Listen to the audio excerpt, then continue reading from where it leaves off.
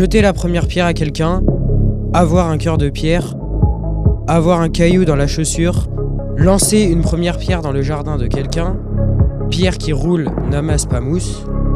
La pierre tient une place centrale dans des expressions de la langue française. Elles ont pourtant le plus souvent un sens négatif. On va quand même vous prouver dans ce reportage que pierre et artisanat peuvent cohabiter.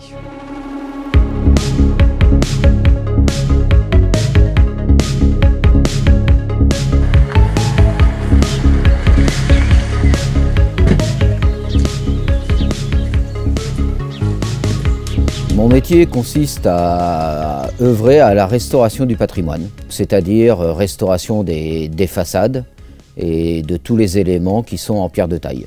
C'est un métier que j'ai découvert un peu par hasard. J'ai fait la rencontre de gens qui travaillaient dans la restauration du patrimoine. Ça m'a parlé rapidement. Et donc, suite à ça, j'ai décidé de faire une formation de tailleur de pierre. J'ai fait un CEP tailleur de pierre à l'AFPA à Angers. J'ai choisi ce métier parce que la restauration du patrimoine, ça m'interpellait. Je me suis toujours posé des questions sur comment on avait pu construire depuis de nombreuses années.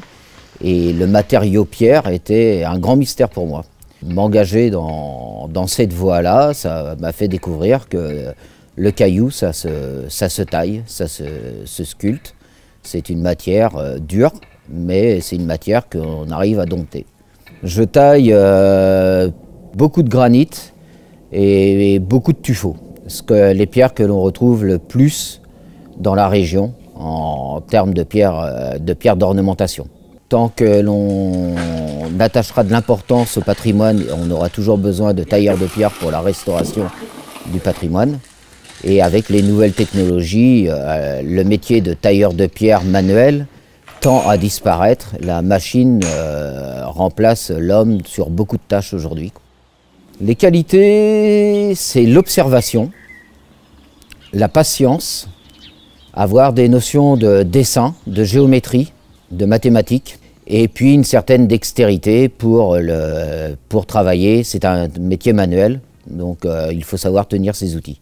Ce que je préfère dans mon métier, c'est avant tout le contact humain avec le client, répondre à ses attentes en termes de restauration de son bien, et puis après, revaloriser le patrimoine. Beaucoup de gens nous assimilent à des artistes, c'est vrai, c'est en partie, mais c'est pas un métier artistique, c'est avant tout un métier de bâtisseur. Merci à Tilio, Adrien, Malone, Valentin et Joran pour ce tournage. À coup sûr, une journée à marquer d'une pierre blanche.